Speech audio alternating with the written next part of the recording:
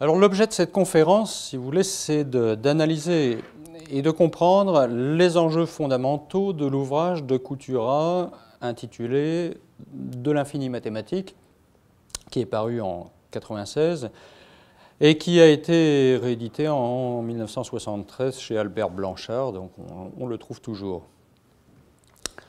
Et je vais, au fond, tâcher de vous montrer que le titre n'est peut-être pas la voie d'accès la plus adéquate au contenu du livre. Alors historiquement, si vous voulez, il y a un double ancrage dans l'histoire des mathématiques. D'une part, il y a un mouvement qu'on a baptisé d'arithmétisation de l'analyse, du fait de la construction du continu arithmétique ou de l'ensemble des nombres réels par Dedekind d'un côté, Cantor de l'autre, pas Jean-Michel Cantor, mais Georg Cantor. Et d'autre part, il y a l'élaboration de la théorie des ordinaux et cardinaux transfinis par Cantor, qui pluralise ou qui multiplie le concept d'infini, lequel ne désigne plus un singulare tantum, mais qui possède une extension.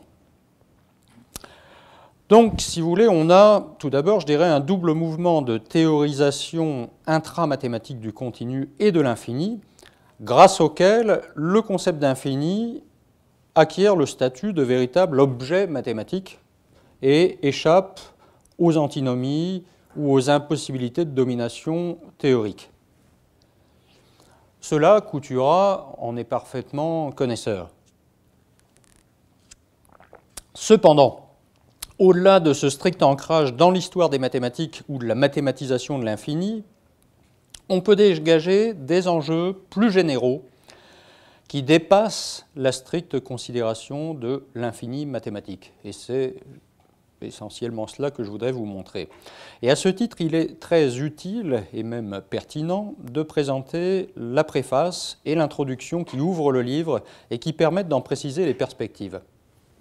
Ce que je vais faire dans une introduction assez longue. Tout d'abord, il y a une question et une thèse sur la nature et la fonction en général de la philosophie. Quelles sont la nature et la finalité fondamentale de la philosophie? La thèse, c'est que la philosophie est fondamentalement théorie de la science ou critique de la connaissance scientifique, c'est-à-dire non pas connaissance directe du monde ou des phénomènes, comme dit Couturat, mais connaissance de second degré ou connaissance médiate, à savoir connaissance de la connaissance scientifique du monde. Je cite page 5 en chiffres romains. La philosophie n'a pas pour objet immédiat les phénomènes et leurs lois, mais la science elle-même qui étudie ces phénomènes et ces lois. Fin de citation. C'est-à-dire qu'on n'a pas une élucidation, je dirais objective ou objectiviste, des faits et des lois de la nature, mais une élucidation d'orientation subjective des lois de l'esprit. Alors, une élucidation qui évidemment ne procède pas par réflexion directe sur les opérations de l'esprit, mais qui procède par la considération critique de ses produits, à savoir la science. Page 6 et page 11. La tâche spécifiquement philosophique, je cite, c'est de rendre compte des concepts et des principes fondamentaux de la science et de rendre raison des succès de leur application à la connaissance de la nature. Fin de citation. Donc, considération critique des produits de l'esprit, on est là, je dirais, dans une orientation qui peut sembler proche du néokantisme. Deuxième question maintenant et deuxième thèse. Quelles sont la méthode, la faculté fondamentale mise en jeu et les principes propres à cette critique de la science? La thèse, la réponse à cette question, page 9 en chiffres romains, c'est que la méthode d'investigation des principes de la science ne peut pas être une méthode scientifique, ne peut pas être une méthode empruntée à la science elle-même, vu que toute connaissance scientifique vu en effet que toute connaissance scientifique est fondée sur les lois de l'esprit, seule une élucidation d'ordre méta-scientifique peut la penser. La science ne peut se penser elle-même. C'est une thèse qu'on retrouvera, pardonnez la comparaison, chez Heidegger. En outre, page 12, en chiffres romains, on a une fondation de la science sur des notions et des principes extra-scientifiques ou supra-scientifiques. Je cite page 12. « Toute science s'appuie sur des principes ou des notions supra-scientifiques. » Fin de citation. Alors vous allez me dire, de quel ordre sont ces notions et principes supra-scientifiques ou à quelle dimension appartiennent ces notions et principes supra-scientifiques? Réponse, thèse, page 10, en chiffres romains toujours, je cite, « Les problèmes critiques, donc qui sont ceux de la philosophie, les problèmes critiques ne relèvent ni de la logique, ni de l'expérience, mais de la raison. » Fin de citation. Coutura nous dit, « L'esprit que l'on connaît, l'esprit objectivé, c'est la conscience, qui est le théâtre des phénomènes, de la phénoménalité, tandis que l'esprit qui connaît, l'esprit métascientifique, est la raison ou le, je cite, moi pensant. » Ce dernier, le moi pensant, se définit par sa tâche et par son opération fondamentale. Sa tâche, elle se définit en référence à une thèse de Cournot qui sert d'inspiration ou de soubassement, dit Coutura, à l'ouvrage tout entier. Donc, à quoi il faut prêter attention. Je cite, la tâche est la suivante, « Choisir entre plusieurs enchaînements de concepts également logiques le plus rationnel. » Choisir entre plusieurs enchaînements de concepts également logiques le plus rationnel. Fin de citation. Le plus rationnel, c'est-à-dire celui qui obéit aux critères d'unification, d'harmonie, de simplicité. Motif kantien d'ordre sur la fonction régulatrice de la raison. Quant à son opération fondamentale, celle de la raison, page 14 en chiffres romains, je cite, « Ces principes synthétiques, ceux de la raison, ces principes synthétiques reposent sur une intuition intellectuelle pure. » Une intuition intellectuelle pure. Fin de citation. Autre citation, « Son rôle n'est pas seulement régulateur, mais constitutif. » Un peu plus loin, il est permis d'en faire un usage transcendant. Donc cette fois-ci, on est, je dirais, en dehors de Kant, c'est-à-dire que la raison ou les principes de la raison sont légitimés dans leur usage transcendant et ont je dirais, une fonction constitutive des objets et non pas simplement régulatrice. Voilà, si vous voulez, l'architecture générale sur la tâche, la fonction de la philosophie comme critique de la science, comme élucidation des lois de l'esprit qui procèdent à partir des sciences effectives comme produits de l'esprit, qui dégage les principes et les notions suprascientifiques des sciences, qui enfin rapporte ces principes et notions suprascientifiques à la raison comme faculté fondamentale qui procède par intuition intellectuelle pure et dont le rôle est constitutif. Alors maintenant, essayons d'appliquer ces thèses au thème de l'infini en arithmétique. On s'attend à certaines choses. On s'attend à ce que l'élucidation de l'infini procède par voie, je dirais, méta-mathématique ou méta-arithmétique, c'est-à-dire par thématisation réflexive des opérations, des concepts et des principes de la pensée arithméticienne qui traite de l'infini. On s'attend cependant en outre à ce que ces concepts et ces principes soient d'ordre supra-arithmétique, c'est-à-dire qu'ils renvoient à une intuition intellectuelle, ou je dirais plutôt rationnelle. Alors simplement se pose la question, quelle serait cette intuition intellectuelle qui fournirait le fondement ou l'origine des concepts arithmétiques et notamment de celui de l'infini?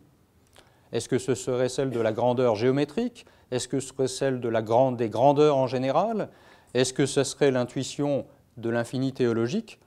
Telles sont les questions qui se posent à l'issue de la lecture de la préface. Alors les réponses à ces questions, on les trouve dans l'introduction. Voyons un peu l'introduction. Quelle est la question fondamentale de la critique de la science? Page 17, en chiffres romains. C'est celle des rapports entre physique et mathématiques, ou c'est encore celle de l'applicabilité de la mathématique à la physique, c'est-à-dire de la possibilité de la physique mathématique. C'est une question qui se ramène à celle des rapports entre mathématiques pures et mathématiques appliquées, ou à celle de l'applicabilité de l'algèbre à la géométrie, c'est-à-dire en définitive de l'application des nombres aux grandeurs. Page 19. À quelles conditions les grandeurs sont-elles mesurables? À quelles conditions le calcul infinitésimal est-il applicable à la physique? À quelles conditions les idées d'infini et de continu ont-elles une existence positive? Page 20. D'où, à partir de là, la centration de l'ouvrage tout entier sur la question de l'origine respective des idées du nombre et de la grandeur et sur leur rapport. Et à mon avis, le titre véritable qui devrait être celui de l'ouvrage, ça serait sur l'origine des idées de nombre et de grandeur. Cette origine est-elle, dans les deux cas, a priori ou a posteriori? L'une des deux notions est-elle fondatrice pour l'autre? Et laquelle? L'une des deux notions est-elle le fondement de l'analyse? Quelle est la thèse générale de Coutura? Page 20-21 en chiffres romains. Je cite, « L'analyse ne repose pas selon nous sur l'idée de nombre, mais sur l'idée universelle de grandeur. » Or, cette idée rationnelle, je souligne, idée rationnelle, ne peut se construire au moyen du nombre, même généralisé. Elle est au contraire la raison d'être de la généralisation du nombre et le fondement intuitif, je souligne, raison d'être, et le fondement intuitif des jugements synthétiques a priori qui constituent la mathématique pure. Et page 14, on relève d'autres formules, le contraste du nombre et de la grandeur, le conflit de ces deux idées primitives irréductibles l'une à l'autre, leur disproportion et leur radicale hétérogénéité. Et page 131, en chiffre arabe cette fois, le domaine de la grandeur dépasse infiniment celui du nombre. Donc, que doit-on retenir? On doit retenir l'idée suivante, c'est que le concept intellectuel de nombre, relevant de l'entendement, est radicalement distinct de l'idée rationnelle de grandeur, ancrée dans la raison et donnée à une forme d'intuition de la généralité. Et au fond, le concept mathématique de nombre a son fondement, le concept arithmétique de nombre a son fondement dans le concept supra-arithmétique de grandeur, qui en principe est accessible à l'intuition rationnelle et qui est le fondement des généralisations successives de la notion de nombre. Donc, vous voyez, le centre de l'ouvrage, ce n'est pas seulement la distinction radicale des notions fondamentales de grandeur et de nombre, fondement de la distinction entre analyse d'une part et algèbre et arithmétique de l'autre, mais le centre de l'ouvrage tient dans le projet d'élucider l'origine rationnelle de des différents concepts de nombre, l'origine rationnelle des différents concepts de nombre, à partir du concept, ou plutôt de l'idée rationnelle de grandeur. L'essence des nombres, c'est d'être, la formule revient tout le temps, des symboles de grandeur, page 130, 132, et toutes les extensions successives de l'ensemble des nombres a sa raison d'être dans, je cite, l'application du nombre à la grandeur, page 131, c'est-à-dire dans le passage des mathématiques pures aux mathématiques appliquées. L'élucidation rationnelle des extensions du nombre, c'est la mise en évidence de leur intérêt, je cite Coutura, de leur raison d'être, page 72, ou encore de leur utilité spéculative, page 72, ou encore de leur valeur rationnelle, page 134. Et cette élucidation les rapporte à la fois au, je cite page 72, au champ d'intuition où ils ont poussé, les concepts arithmétiques, et à leur fonction de représentation symbolique de grandeur concrète. Donc à la fois, je dirais, une origine intuitive des concepts de nombre et une fonction représentative qui toutes deux, origine et fonction, sont rapportées au monde des grandeurs physiques et géométriques. On a donc, d'une certaine manière, une conception instrumentaliste des mathématiques qui identifie l'origine des concepts mathématiques et leur utilité pour la connaissance physicienne. Et cette conception a son fondement dans la thèse de l'absence d'autonomie ou la thèse de l'hétéronomie des mathématiques. Elles sont un simple organon dépourvu de validité intrinsèque. Alors je pose pour finir la question, pour finir cette longue introduction, cette conception restera-t-elle tenable quelques années plus tard, quand Couturat se convertira au logicisme de Russell et écrira les principes des mathématiques? Est-ce qu'il pourra alors garder cette conception instrumentaliste des mathématiques qui assigne au continu arithmétique la fonction de représenter le continu géométrique qui serait intuitivement donné? Ou bien la récusation de l'idée de continu géométrique intuitif ne le conduira-t-il pas à mettre en question le primat de l'idée de grandeur, voire celui de nombre, au profit de notions purement structurales comme celle d'ordre? Alors voyons un peu les théories de l'origine des concepts de nombre, c'est-à-dire voyons un peu la critique par Couturat des conceptions, des différentes conceptions de la généralisation qui aboutit à, comme il dit, entre guillemets, la création des différents ensembles de nombres. La théorie de la généralisation arithmétique du nombre, la théorie de la généralisation algébrique du nombre, et enfin sa propre théorie, celle de la genèse rationnelle des nombres. Alors la première théorie, c'est la présentation, donc la première théorie à faire l'objet d'une présentation, c'est la théorie de la généralisation arithmétique du nombre, qui est celle de Kronecker, mais qu'il connaissait essentiellement par l'œuvre de Jules Tannery, qui obéit à un principe fondamental de réductibilité de tous les concepts de nombres aux seuls nombres entiers naturels, c'est-à-dire un principe de fondation exclusive de toute l'arithmétique sur la notion de nombre entier et sur l'addition des entiers. Donc on a chez Tannery un postulat d'existence exclusive des nombres entiers et une tentative de reconstruction de l'analyse entière, y compris le calcul infinitésimal, je cite Couturat, sans jamais faire appel aux notions d'infini et de continu, ni à aucune intuition géométrique. Sans jamais faire appel aux notions d'infini et de continu, ni à aucune intuition géométrique. Page 2. Et en dégageant la théorie des ensembles de nombres, je cite, de la considération des grandeurs concrètes. Page 2. Vous comprenez donc que c'est une théorie radicalement opposée à celle que va défendre Couturat. Un exemple en est donné par la théorie formaliste des nombres fractionnaires, que Tannery considère comme des paires ordonnées, des couples, si vous voulez, de deux entiers, dont le second est non nul. À partir de là, on définit l'égalité entre deux fractions A, B et A'B' par l'égalité AB' égale A'B. On a une définition formelle de l'addition AB plus CD égale AD plus BC sur BD, qui s'avère de fait commutative et associative. On introduit le zéro fractionnaire comme l'élément neutre, ou comme il disait à l'époque, le module de l'addition, et fraction de numérateur 0. Et on justifie l'identification naturelle ou spontanée entre fractions de dénominateur 1 et les entiers correspondant au numérateur. À partir de là, il est nécessaire de montrer que les relations entre fractions de dénominateur 1, égalité, supérieure à A, inférieure à, correspondent aux relations éponymes entre les entiers et que les opérations entre ces fractions, plus, moins, multipliées, se réduisent aux opérations analogues sur les entiers. D'où, à partir de là encore, la possibilité d'intercaler les entiers, identifiés à des fractions de dénominateur 1, dans la suite des fractions, et donc de ranger par ordre de grandeur un ensemble quelconque d'entiers et de fractions.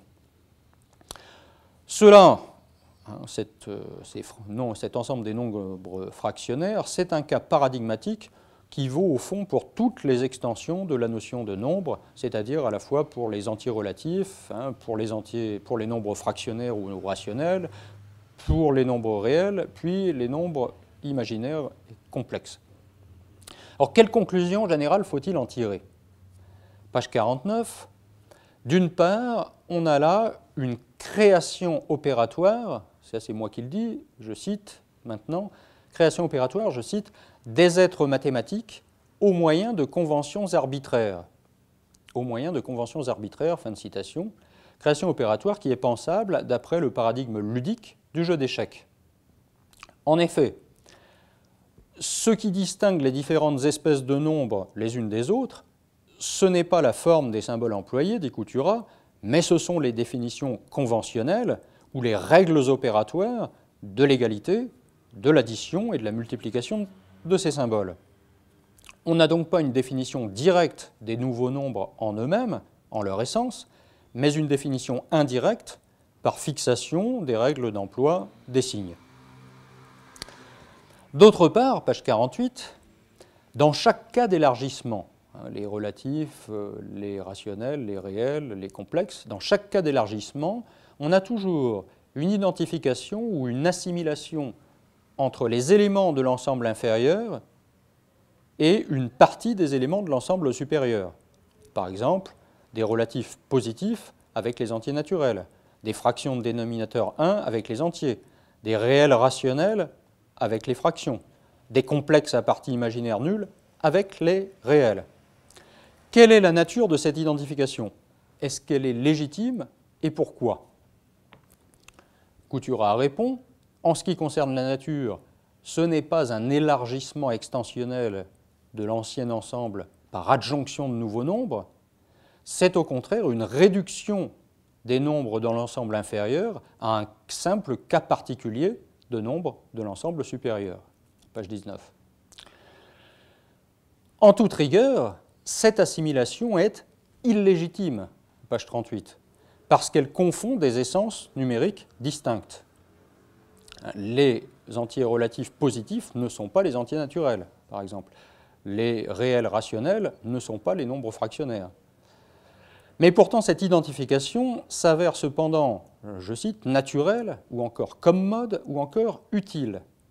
En effet, grâce à l'analogie entre les opérations fondamentales définies sur les différents ensembles, les opérations sur les ensembles inférieurs deviennent des cas particuliers des opérations analogues sur les ensembles supérieurs. Et donc elles s'y conservent avec leurs propriétés essentielles et s'y affranchissent des restrictions initiales. Tout cela, c'est l'avantage de la généralisation opératoire. Alors maintenant, quelle est la critique que Couturat adresse à cette généralisation arithmétique du nombre? Page 69 et suivante. C'est l'un des premiers enjeux, si vous voulez, de l'ouvrage. Eh bien, la critique tient essentiellement dans une formule, page 69, c'est le, je cite, « caractère formaliste et artificiel de cette théorie ». Cette méthode de construction des concepts, elle est a priori et analytique. Elle est a priori parce qu'elle crée les symboles de toutes pièces en instituant des règles conventionnelles sans rien emprunter à la considération de la nature intrinsèque des grandeurs à représenter. Et elle est analytique parce que les définitions opératoires définissent complètement les propriétés des symboles sans qu'aucune synthèse intuitive les enrichisse. La conséquence, évidemment, c'est que certes, cette méthode a l'avantage, je cite, de la pureté logique et de la définition parfaite, intégrale, donc de la rigueur logique, mais, je cite, page 71, mais en revanche, elle donne au concept ainsi formé un caractère factice et arbitraire. Je cite encore page 71, « Ils sont privés de toute matière intelligible, ils ne représentent plus rien à l'esprit, ils ont perdu toute signification réelle et par suite toute raison d'être. On se demande pourquoi l'on a inventé ceci plutôt que cela, ces concepts plutôt que ceci plutôt que d'autres, pardon. » Fin de citation. Qu'est-ce à dire? Eh bien, c'est-à-dire que les symboles arithmétiques sont à l'origine dénués de sens et ne prennent de sens qu'opératoires et relationnels. Or, les opérations plus multipliées sont elles-mêmes définies de manière purement formelle comme opérations sur de simples signes. Et si les ensembles supérieurs de nombres semblent renvoyer en définitive aux entiers naturels comme, je cite, contenu concret ou comme contenu intelligible ultime, eh bien c'est là encore une illusion, puisque les entiers eux-mêmes se définissent non par référence à des collections d'objets, mais de manière purement formelle, par l'addition, non pas de l'unité à elle-même, mais du signe d'unité à lui-même. 1 et plus sont des, je cite, des signes qui ne signifient rien, page 70.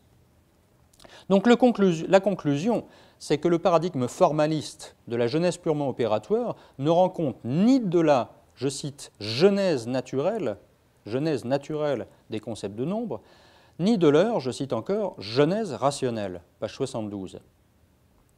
Retracer la véritable genèse de ces concepts, c'est leur appliquer le principe de raison. Et leur appliquer le principe de raison, c'est poser la question suivante, page 72. Quelle raison y a-t-il de forger tel symbole et non pas tel autre, de poser telle formule opératoire et non pas telle autre? Alors de ce point de vue-là, la deuxième théorie qui présente un avantage par rapport à la première, c'est celle de la genèse naturelle des concepts de nombre, ou la genèse algébrique des concepts de nombre. Ce n'est plus une, je cite, genèse factice et conventionnelle, page 73, ce n'est plus une, je cite encore, création arbitraire ex nihilo. C'est la genèse algébrique des concepts de nombre qui indique en quoi leur instauration, je cite, répond à un besoin bien défini. Fin de citation. Cette genèse algébrique correspond au fond à ce que Cavaillès appellera plus tard adjonction d'idéaux en se référant à Dedekind. Les élargissements successifs de l'ensemble des nombres, on a, je dirais, des élargissements successifs de l'ensemble des nombres, je cite, de manière que, enfin je dirais de manière à ce que les opérations élémentaires devinssent toujours possibles, tout en restant, s'il se peut, toujours univoques. Page 73. Autrement dit, qu'est-ce que c'est que la genèse algébrique des concepts de nombres? Eh bien, c'est la transformation des opérations inverses en lois de composition interne, ou en opérations toujours effectuables sur l'ensemble, et cela par adjonction extensionnelle des éléments qui les rendent possibles. On crée les entiers négatifs pour rendre la soustraction toujours possible, et de même les fractions non réductibles pour la division. Les irrationnels, on les crée pour l'extraction de racine d'un nombre positif, etc. Plus profondément encore, ou plus généralement encore, page 76, c'est l'algébrisation des équations numériques qui commande la généralisation de la notion de nombre. D'une équation numérique comme 2x2 plus 6x plus 5 égale 0, passons à l'équation littérale à coefficient indéterminé ax2 plus bx plus c égale 0. Eh bien, la généralité de l'équation, dit Couturat, et l'exigence qu'elle ait toujours une racine, impose la généralisation du concept de nombre.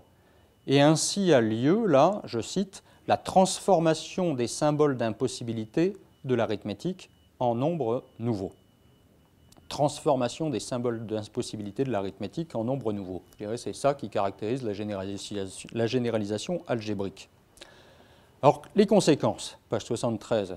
Là encore, c'est une méthode de généralisation analytique, dans la mesure où, je cite, elle n'est pas fondée sur la considération des grandeurs concrètes, mais seulement, fin de citation, mais seulement sur une exigence intrinsèque et formelle d'extensibilité opératoire. Simplement, à la différence de la généralisation arithmétique, l'extension n'est plus ici arbitraire et factice, comme dans la théorie formaliste, mais elle est justifiée par une raison d'être, le terme est chez Couturat, par le fait de, je cite encore, répondre à un besoin bien défini. En effet, la notation algébrique étant, je cite, page 75, l'instrument général et commun de toutes les sciences exactes, fin de citation, eh bien, il est normal d'exiger que toute équation polynomiale prise dans sa généralité algébrique ait une racine. Bien. Alors maintenant, voyons la critique, à nouveau. Critique qui va conduire à la genèse rationnelle, critique de cette genèse naturelle ou algébrique. Cette genèse naturelle, par généralisation algébrique, n'est pas encore une genèse rationnelle, page 74. Pourquoi? Eh bien, Elle a consisté à transformer un symbole d'impossibilité, dépourvu de sens, par exemple 1-2, en signe de nouvelles entités numériques. Or, on peut de rechef appliquer à cette transformation des symboles d'impossibilité en nouvelles entités numériques le principe de raison et poser la question suivante, je cite, page 74, « Quel intérêt y a-t-il à ce que le calcul arithmétique soit généralisé ? À ce que les opérations élémentaires soient possibles dans tous les cas ?» Je saute un passage. « N'est-il pas illogique, au premier chef, de rendre possible l'impossible ?» Fin de citation. En effet, si l'exigence de la science est l'absence de contradiction, pourquoi faire entrer la contradiction et l'impossibilité dans la science? Si la généralisation algébrique, dit Couturat, se rapproche bien de la genèse historique, citation, des ensembles de nombres à partir d'un besoin opératoire, en revanche se pose la question de sa valeur rationnelle. L'expression est de Couturat. Valeur rationnelle, c'est-à-dire, page 134, la question du degré de simplicité, d'ordre et d'unité qu'offre cette conception. Et vous vous rappelez la formule référée à Cournot que j'ai citée au début dans l'introduction. Certes, on peut construire algébriquement l'ensemble des nombres algébriques à partir des entiers et des opérations fondamentales. Mais, je cite, page 134, « mais il reste à savoir s'il y a une raison suffisante de le faire, et l'on peut se demander quelle est la nécessité rationnelle, quelle est même l'utilité de ces nouveaux nombres. » Fin de citation. Autrement dit, vous voyez, on a ici, une fois encore, l'application du principe de raison suffisante à la généralisation algébrique, une application du principe de raison qui, nécessairement, doit nous faire sortir du strict domaine arithmétique et algébrique. Et la question est alors de savoir vers quel autre domaine, pour quelle nouvelle fonction, pour quelle utilité rationnelle. C'est là qu'intervient donc le troisième modèle, le modèle de la genèse rationnelle des ensembles de nombres ou des généralisations du nombre, c'est-à-dire la considération de la notion de continuité ou de grandeur continue. Page 116 et suivante. En effet, dans le cas de la création de l'ensemble des réels, Couturat met l'accent sur la distinction entre les nombres algébriques et les nombres transcendants. Les nombres algébriques, ce sont les solutions d'équations algébriques ou polynomiales. Les nombres transcendants sont les autres. Or, non seulement les nombres algébriques ne sont pas tous les nombres réels, mais ils n'en sont qu'une infime minorité. Page 118. D'où la conséquence que, page 119, je cite, « l'ensemble des nombres transcendants échappe aux prises de l'algèbre pure et ne peut se déduire des nombres entiers par aucune combinaison arithmétique ou algébrique. » Fin de citation. Donc, l'expression de la continuité d'un intervalle réel, quel qu'il soit, ne peut avoir lieu par des moyens purement arithmétiques ou algébriques, c'est-à-dire par de simples combinaisons dérivées d'entiers. D'où la conclusion, page 130-131, qui est que, en toute rigueur, je cite, « les nombres transcendants ne sont pas des nombres, mais des symboles de grandeur. » Fin de citation. Des symboles de grandeur dont on ne peut trouver de représentation numérique qu'approchée. C'est précisément là que se trouve la raison suffisante des élargissements successifs de l'ensemble des nombres, à savoir, je cite, dans l'application du nombre à la grandeur, page 131. La création des entiers relatifs a sa source dans la considération des grandeurs négatives, ou des grandeurs orientées, si vous voulez. La création des rationnels a sa source dans la considération des grandeurs divisibles.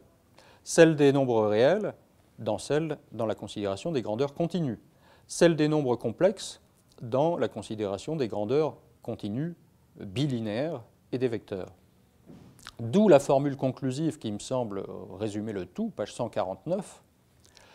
Tous ces symboles d'impossibilité numérique deviennent utiles et légitimes dès qu'il s'agit de représenter des grandeurs physiques avec leur sens, leur divisibilité et leur continuité essentielle. C'est donc dans la considération des grandeurs concrètes que la généralisation de l'idée de nombre trouve en définitive sa seule raison d'être. C'est dans l'application du nombre aux grandeurs continues qu'il faut chercher sa justification rationnelle et sa véritable interprétation. Alors je fais deux remarques. Première remarque, c'est que dans cette idée d'application des nombres à la grandeur, ou si vous voulez, de représentation de la grandeur par les nombres, il faut entendre les termes d'application et de Vorstellung, qui était le terme allemand mathématique qu'on a traduit par application en français. Il faut les entendre au sens mathématique rigoureux et non pas en un sens vague. Page 150. Application, ça désigne, enfin qui l'assimile à la bijection, ça désigne la correspondance biunivoque entre un ensemble déterminé de grandeur et un ensemble bien défini de nombres. Par exemple, à chaque point de la droite géométrique correspond un nombre dans l'ensemble des réels, à chaque point du plan, un nombre complexe. Autrement dit, il existe une homologie structurale entre le continu linéaire ou plan géométrique et le continu linéaire ou bidimensionnel arithmétique. Ma deuxième remarque, c'est que dans sa signification générale, la thèse de Coutura semble kantienne. Elle signifie en effet que l'essence des mathématiques réside dans leur fonction ou leur télos, et que ce télos réside dans leur subordination à la connaissance des grandeurs physiques. On a donc, je le disais en introduction, une conception instrumentaliste des mathématiques comme organon de la science physique. Le point de vue de la raison, c'est celui qui applique le principe de raison aux productions de l'entendement mathématicien formaliste, et on a donc de ce point de vue une sorte de point de vue externaliste sur les mathématiques. Rendre compte rationnellement des concepts mathématiques ou arithmétiques, ce n'est pas simplement retracer les gestes de l'entendement arithméticien, mais c'est d'une part les rapporter au champ intuitif extra-arithmétique où ils ont leur source, et d'autre part les rapporter à un domaine d'application extra-arithmétique où ils ont leur finalité. Et au fond, vous avez compris, ce champ intuitif où ils ont leur source et ce domaine d'application où ils ont leur finalité, c'est le même ici, c'est le domaine des grandeurs. Alors, pour finir, vous allez me dire, d'accord, mais l'ouvrage s'appelle quand même de l'infini mathématique, et quel est le rôle dans ce contexte du concept d'infini qui donne son titre à l'ouvrage? En fait, ce n'est pas le centre thématique véritable du livre. L'infini est convoqué par analogie avec les différents ensembles de nombres pour exemplifier et pour prouver la thèse générale sur la genèse rationnelle extra-arithmétique des concepts arithmétiques. Page 211-12, Coutura nous dit « L'infini se présente en arithmétique comme un non-sens, comme un symbole d'impossibilité, mais il possède une valeur réelle du fait qu'il s'applique à la grandeur continue ou qu'il représente la grandeur continue, c'est-à-dire un état de grandeur dont on ne possède pas de schème numérique. » Autrement dit, page 278, la fonction de l'infini arithmétique, c'est de représenter un infini géométrique et intuitif où il a aussi son origine. Donc, si vous voulez, l'exemple de l'infini sert, me semble-t-il, à récuser la thèse générale de l'origine purement abstraite et intra-arithmétique du nombre infini. Page 278. De même que les nombres complexes et les opérations sur ces nombres, je cite, peuvent se concevoir d'une façon tout abstraite et purement arithmétique et paraissent ainsi dégagés de leur origine concrète et géométrique, de même, les règles du calcul de l'infini sont en apparence indépendantes de toute considération étrangère à l'arithmétique et ne gardent aucune trace des faits géométriques qui en sont la source et la raison d'être. Fin de citation. Ainsi, si vous voulez, l'infini arithmétique a sa source intuitive et sa signification réelle dans la représentation de l'infini géométrique, à savoir du point d'intersection de deux droites parallèles qui est situé à l'infini, ou est infiniment éloigné, page 216. À sa source aussi, page 223, dans la possibilité de prolonger indéfiniment une droite, qui suppose qu'elle préexiste aux constructions qu'on effectue sur elle, et qui suppose donc qu'une infinité actuelle précède et rende possible l'infinité potentielle des prolongements possibles. Et enfin, je dirais, page 258, l'infini géométrique en géométrie métrique a son origine et son fondement dans l'infini en géométrie projective, c'est-à-dire indépendamment de tout nombre, de toute mesure, de tout calcul, voire de toute considération de grandeur. Il a son origine dans un infini de situations qui précède toute grandeur infinie, les éléments infiniment éloignés de l'espace. Donc, ma conclusion, c'est qu'en réalité, je disais, l'ouvrage tout entier porte sur le problème de la genèse des concepts mathématiques. C'est-à-dire sur la question suivante, les définitions des concepts mathématiques sont-elles arbitraires, conventionnelles, purement nominales? Est-ce que l'on crée de manière purement conventionnelle les concepts mathématiques de toutes pièces, ex nihilo? Page 322, Coutura nous dit, sous prétexte, théorie formaliste, sous prétexte de dégager le nombre irrationnel de toute origine empirique, notamment géométrique, je cite, on le crée de toutes pièces par une convention arbitraire, fin de citation, c'est-à-dire par la méthode dédekindienne des coupures qui postule l'existence d'un point. Mais en réalité, l'ordre génétique est inverse, je cite, c'est l'existence de ce point qui exige et justifie en réalité l'intervention de ce nouveau nombre, fin de citation. Autrement dit, c'est la continuité géométrique, originelle et radicale, dit Coutura, qui est la raison d'être de l'élaboration du continu arithmétique. Et au fond, cette thèse, vous voyez, elle est transposable ou elle est extensible à différents types d'entités mathématiques. Les entités ou les idéalités mathématiques ne sont pas produites par les opérations de l'esprit, mais au contraire, les opérations de l'esprit les présupposent comme condition de possibilité. Par exemple, page 323, le nombre entier n'est pas produit par l'opération subjective de dénombrement, au contraire, il en est la condition de possibilité. Page 223, la droite infinie n'est pas produite par l'acte de prolonger indéfiniment une ligne droite, mais au contraire, cet acte en présuppose l'infinité actuelle. Donc c'est une thèse qu'on pourrait dire anti-idéaliste, anti-kantienne, anti-husserlienne, à savoir que le domaine des entités idéales n'est jamais produit ou jamais constitué par les actes de la conscience.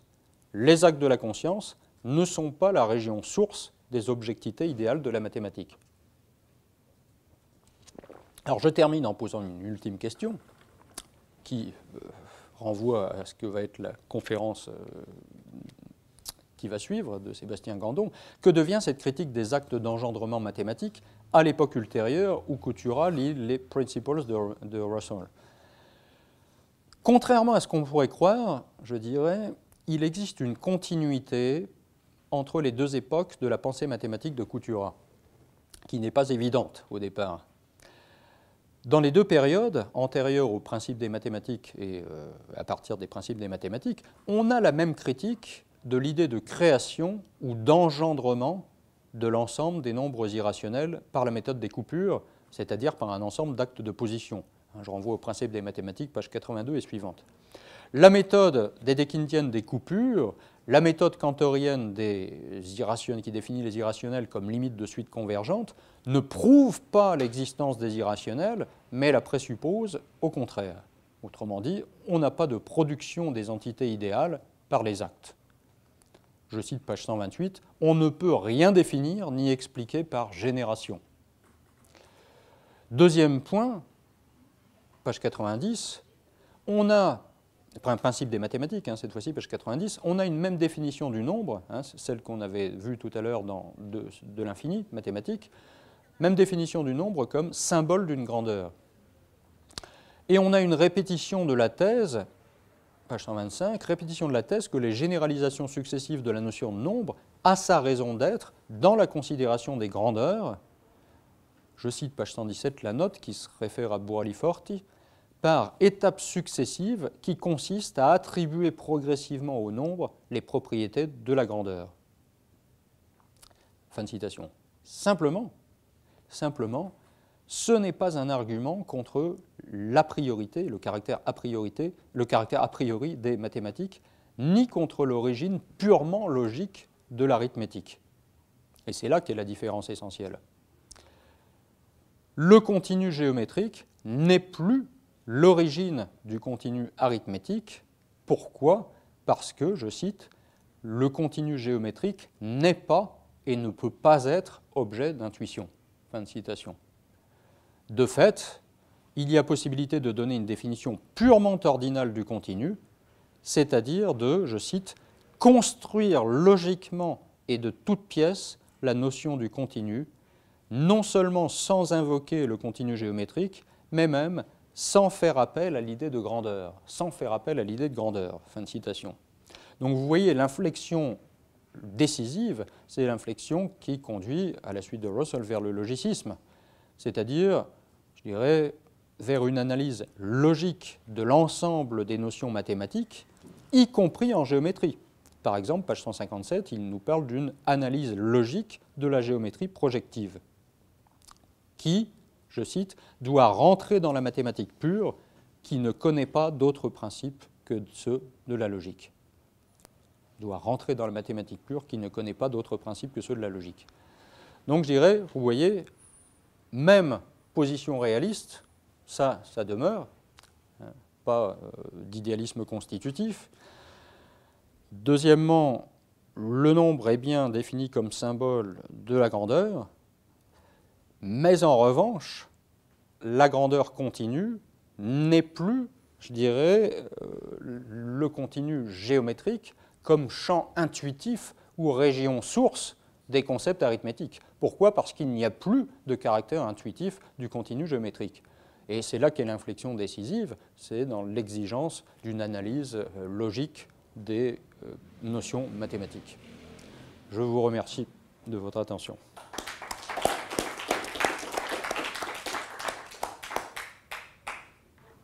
Je te remercie de cet exposé très précis, très dense, sur les questions soulevées par Couturat dans l'infini mathématique, et puis ce qui a pu se passer après, qui l'a fait changer de position. Sur le titre du livre, enfin de la thèse, oui, bon, sur le fond, tu as raison. C'est vrai qu'il y a un glissement entre le titre et le contenu effectif du livre.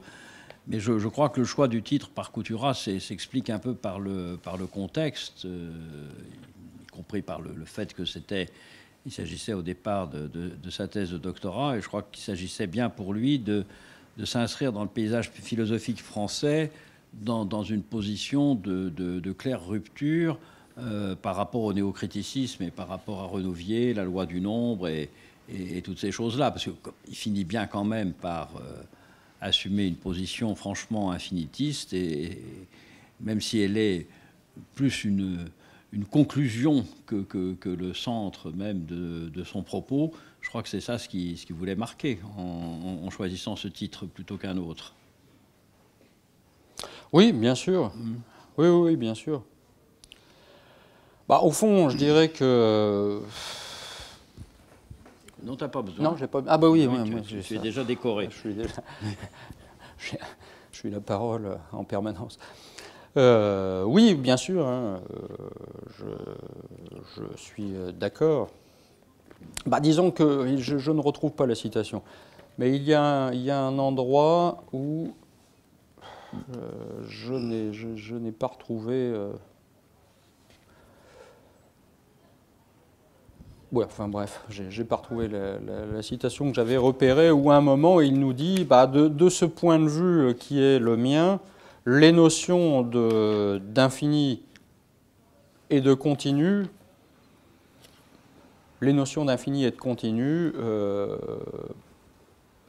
ont je dirais une fonction assez cardinale. Elles mettent en évidence particulièrement mes thèses générales sur la genèse rationnelle des ensembles de nombres, c'est-à-dire, au fond, l'idée de priorité de la notion de grandeur par rapport à la notion de nombre.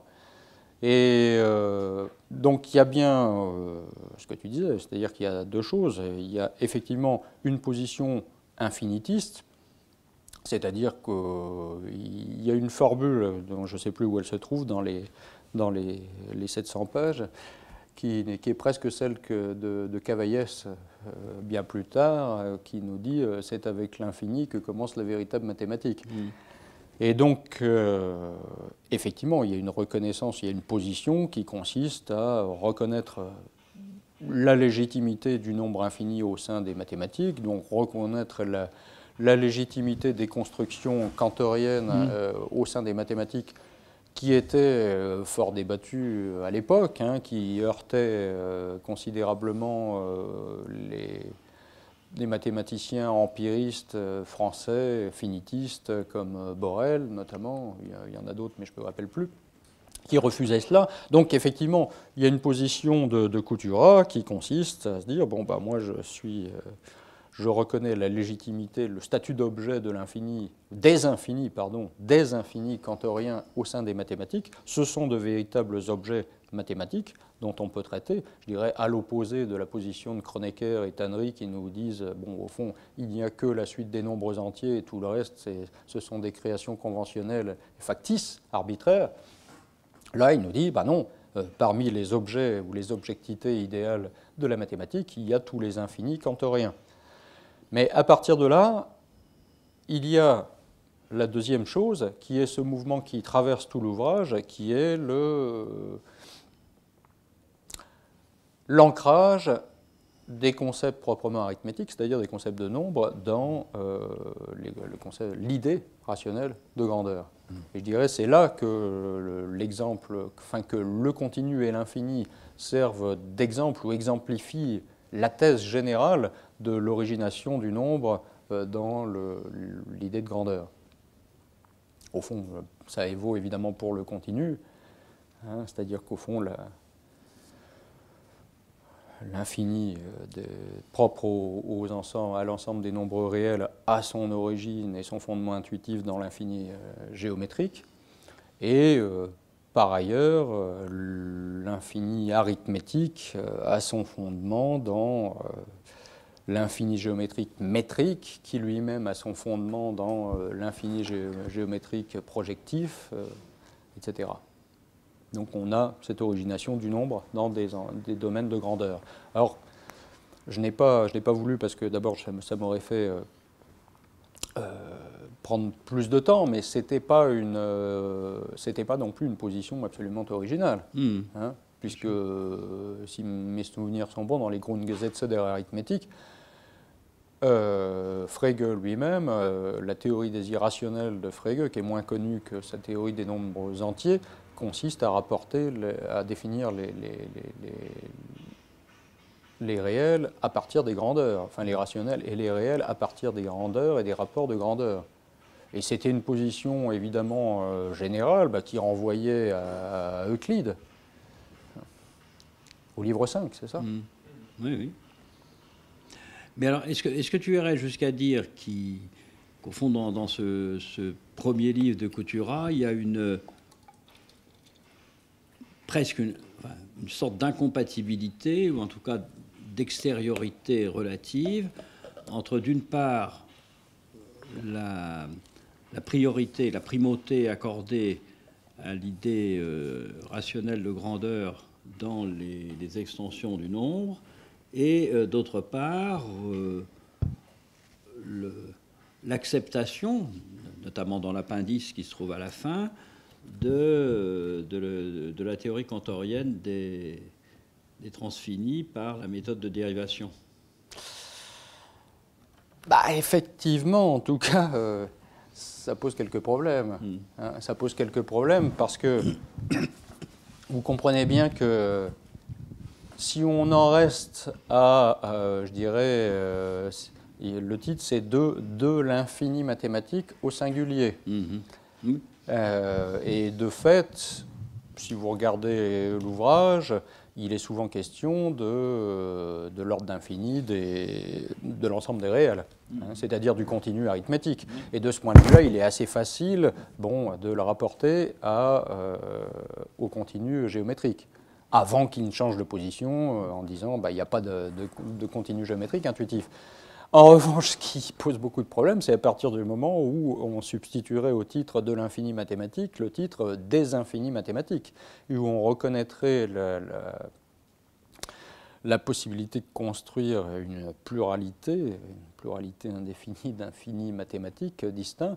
Et alors là, effectivement, quelle serait la raison d'être de la création de ces différents infinis mathématiques, hein, par Cantor? Quelle serait la raison d'être de l'élargissement à la pluralité des ordinaux transfinis, à la pluralité des cardinaux transfinis ou des ordres de puissance? Est-ce qu'il y a autre chose cette fois-ci, qu'une raison d'être purement intra-arithmétique? En tout cas, on a du mal à voir ce que pourrait être la motivation ou la justification par la considération de grandeur concrète. Et donc, de ce point de vue-là, effectivement, je pense, comme tu viens de le dire, qu'il y a une tension nette entre la thèse générale que j'ai essayé de retracer, qui est l'origination du nombre dans le concept irréductible, ou l'idée rationnelle irréductible de grandeur, et d'autre part, la reconnaissance de la pluralité des infinis, ordinaux et cardinaux transfinis, qui, eux, sont justiciables uniquement d'une genèse intra-arithmétique.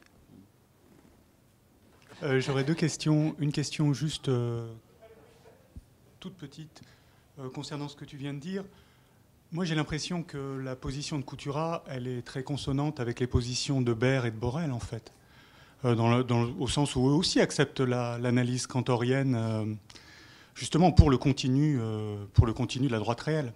Et ce qu'ils reprochent, c'est justement l'arithmétique transfinie, les infinis d'ordre supérieur. Mais ça, bon, c'était juste pour savoir si tu étais d'accord avec ça. Ma deuxième question concerne plutôt le statut des complexes. Parce que je trouve que l'histoire que raconte Couturat, elle n'est pas très crédible là. À savoir que la généralisation qui aboutisse au complexe provient de la géométrie. C'est doublement critiquable, d'une part parce que c'est pas vrai. C'est avant tout des questions liées au théorème de D'Alembert, d'intersection de courbes, et donc des questions qui sont liées aux équations polynomiales qui amènent à cette généralisation. Donc vraiment là, c'est la généralisation algébrique. Et d'autre part, si tu veux, c'est la structure de corps qui est vraiment importante dans les nombres complexes. C'est pour ça qu'on ne peut pas passer de la deuxième dimension à la troisième dimension. Parce que si les complexes étaient simplement des mesures de grandeur, on pourrait, à deux dimensions, on pourrait se demander pourquoi on ne peut pas avoir des nombres avec trois, des couples enfin pas des trios de réels, etc. etc. Or, ce n'est pas le cas. Donc, est-ce que Couturat a des choses à dire là-dessus? Ah oui, c'est vrai, je peux répondre sans micro, pardon. Tu es déjà habillé. Eh bien, je suis d'accord. Alors, ce qu'il faut garder, en tête, c'est qu'on a toujours trois modèles de la Genèse, ce qu'il appelle généralisation arithmétique, c'est-à-dire théorie formaliste, ce qu'il appelle ensuite généralisation algébrique, qui renvoie au fond à la genèse naturelle et la genèse historique des nouveaux concepts de nombre, je dirais, à partir de leur motivation véritable dans l'histoire des mathématiques, ce qui est ce à quoi tu renvoies. Et il y a cette genèse rationnelle, qui est le troisième concept de genèse, qui n'est pas le même que la genèse historique. C'est-à-dire qu'au fond, ce que Couturat entend par genèse rationnelle ne coïncide pas nécessairement avec la motivation dans l'histoire des mathématiques effectives de l'apparition d'une nouvelle notion. Donc Couturat répondrait, mais je ne suis pas en train de le défendre, je me fais l'avocat de sa position, Couturat répondrait, ah bah oui, mais effectivement, dans l'histoire des mathématiques, le nombre complexe apparaît à l'occasion des problèmes que vous mentionnez, mais la genèse rationnelle, c'est la justification ou la raison d'être, le fait de donner la raison d'être du concept de nombre complexe, et sa raison d'être véritable, c'est son application à des grandeurs. Alors là, je pense qu'il Mais il en donne deux exemples, si vous voulez, effectivement, deux exemples tout à fait simples et qui étaient assez classiques. Donc, chapitre 3, application des nombres irrationnels à la droite et des nombres complexes au plan. L'idée essentielle, elle est simplement tirée du petit livre d'Argan, hein, qui s'intitule « Essai sur une manière de représenter les quantités imaginaires dans les constructions géométriques », 1806. Donc c'est uniquement ça. Et la deuxième application, chapitre 6, c'est l'application des nombres complexes aux vecteurs et théorie des équivalences. Alors je dirais, si on veut critiquer Couturat, on pourra dire effectivement son point de vue est extérieur, c'est-à-dire que, comme je le disais tout à l'heure, la conception qui sous-tend la chose, c'est une conception instrumentaliste et un point de vue externaliste sur l'arithmétique des complexes. Qu'est-ce qui permet de dire que la véritable raison d'être de l'élaboration de la notion de nombre complexe consiste dans son application à certaines grandeurs, au fond, il y a une pétition de principe qui consiste à dire on ne doit pas se limiter à l'origine intellectuelle des notions arithmétiques, mais il faut renvoyer à leur fondation ou leur origination rationnelle qui renvoie à leur fonction. Fonction des mathématiques comme organa, instrument pour la connaissance du monde et des grandeurs physiques. Alors maintenant, on peut dire non, ce n'est pas une conception valable, et enfin se pose là, je dirais, le problème de la querelle internalisme-externalisme et de savoir si l'apparition de nouvelles notions mathématiques ou de nouvelles théorisations d'un domaine mathématique obéit à une nécessité intrinsèque à la considération des champs d'objets mathématiques, ou s'il y a une raison d'être qui est extrinsèque et qui renvoie au rapport des mathématiques à une autre science, physique, sciences sociales, etc.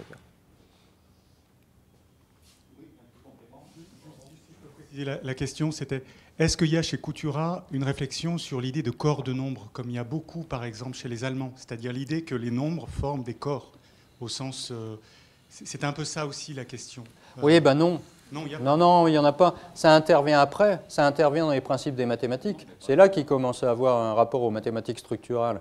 Mais avant, au niveau de l'infini mathématique, ce n'est pas encore le cas.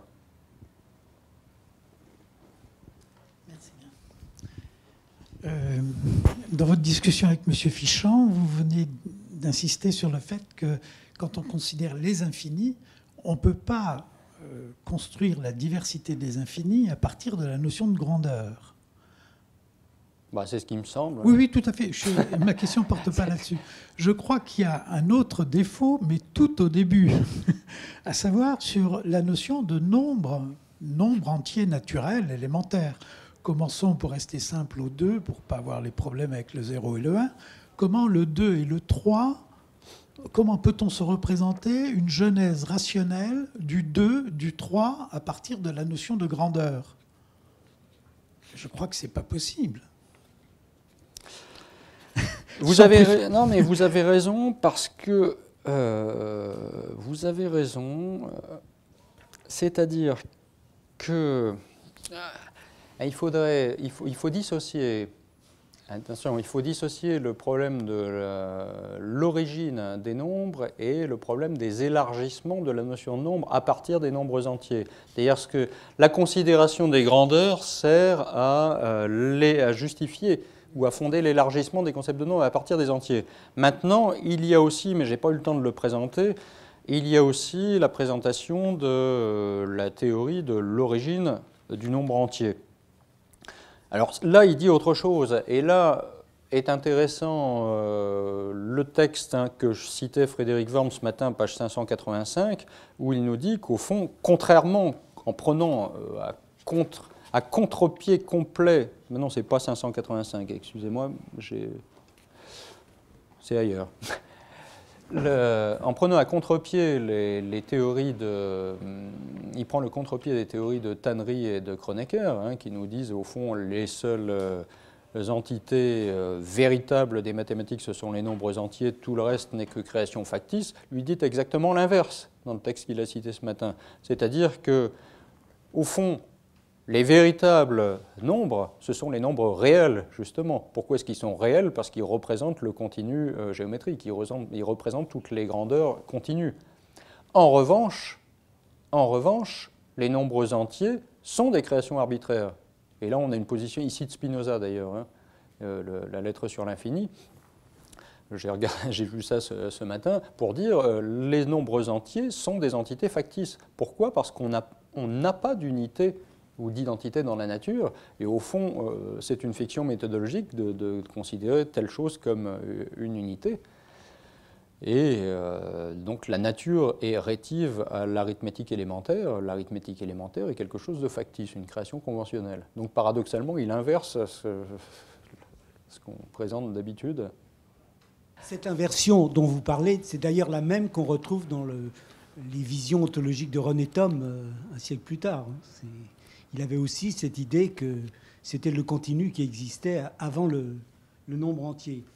Deux petites remarques sur les nombres complexes. Avant même la notion de corps, on peut remonter historiquement, c'est tout de même l'existence des imaginaires comme résolution d'équations algébriques qui a été à l'origine de la fabrication des nombres complexes.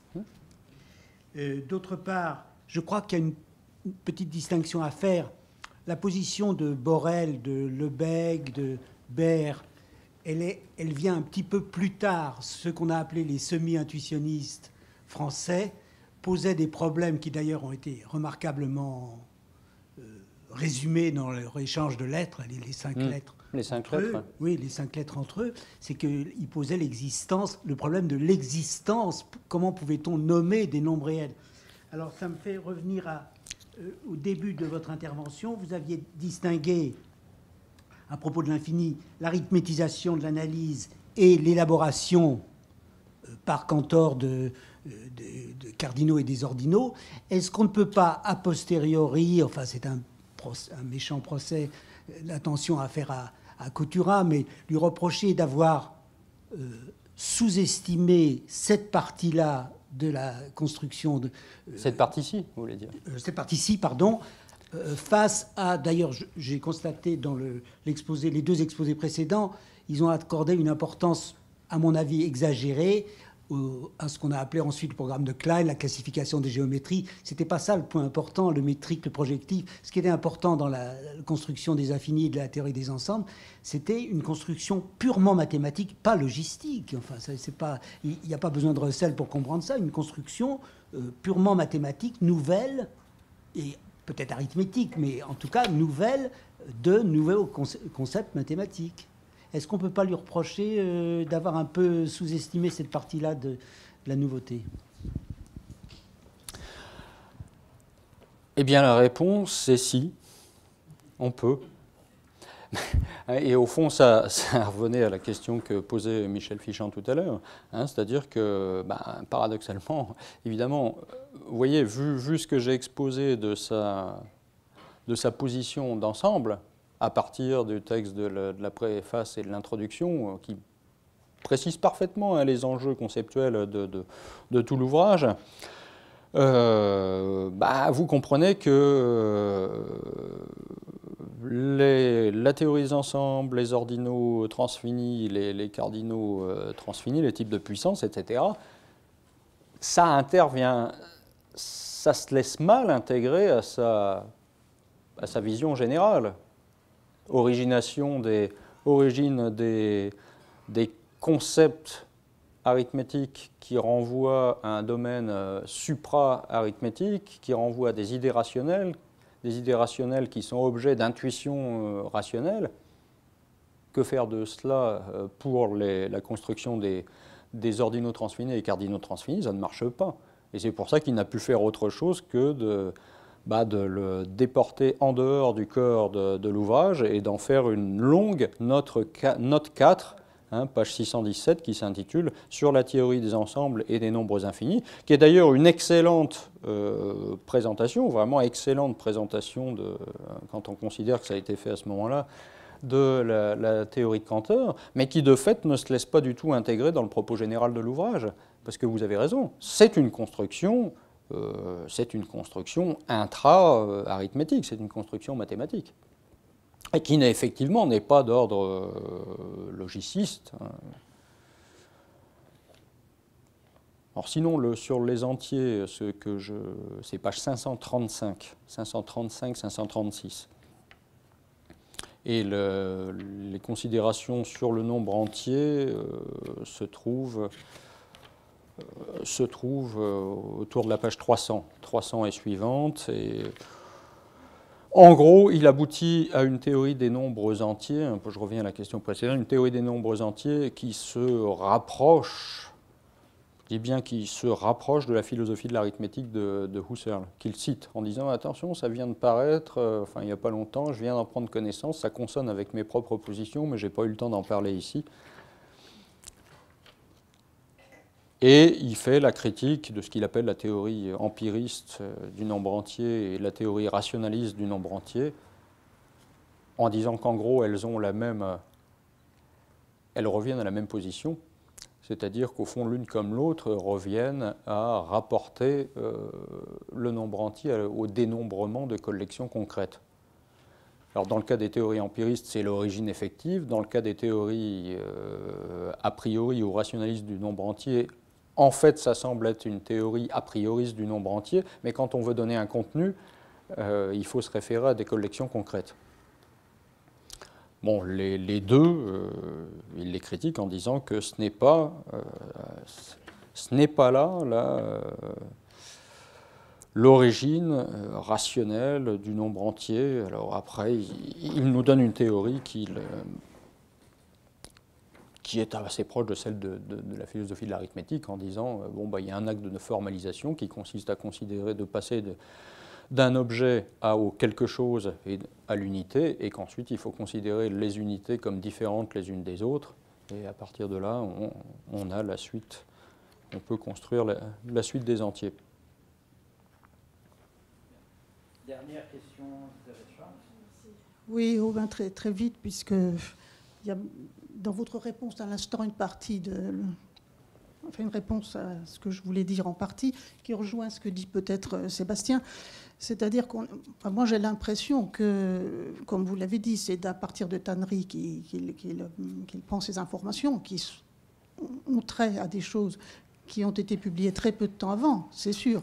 Mais on a l'impression qu'il cite Stetigkeit, qu'il cite Dedekind pour Stetigkeit ou pour Zahlen, plus qu'il n'en fait usage. Et que s'il en faisait usage, ça risquerait dans beaucoup de cas de contredire ce qu'il dit, C'est-à-dire en particulier dans Stetigkeit, au Rational de Zahlen, c'est justement le début qui n'attend pas du tout le logicisme russelien, mais qui peut être contemporain de suite Frege, et ils en tombent d'accord, le début d'une autre forme d'analyse effectivement des nombres, et Frege commence en disant « Monsieur Dedekind est comme moi de l'avis que l'arithmétique est une partie de la logique », et par arithmétique il entend tout, toute l'analyse. Mais dans cette forme d'analyse, ce n'est pas l'inventaire de la droite réelle, dans la façon dont au départ Dedekind présente la coupure, puisqu'il dit, loin que ce soit le continu qui serve à expliquer les irrationnels, c'est le contraire. Bon, donc, que ce soit... Oui, c'est ça. Oui, donc, il dit le contraire. Et ça n'empêche pas Couturat de le citer. Mais alors, justement, je me demandais pourquoi, finalement, il cite Dedekind qui ne va pas du tout dans son sens. Et qu'est-ce qu'il peut vouloir dire lorsqu'il parle d'homologie structurale entre les deux types de continus, puisque manifestement, il ne raisonne pas du tout, ni en termes de corps algébrique. Bon, mais ça, c'est prématuré de dire ça à ce moment-là, mais pas non plus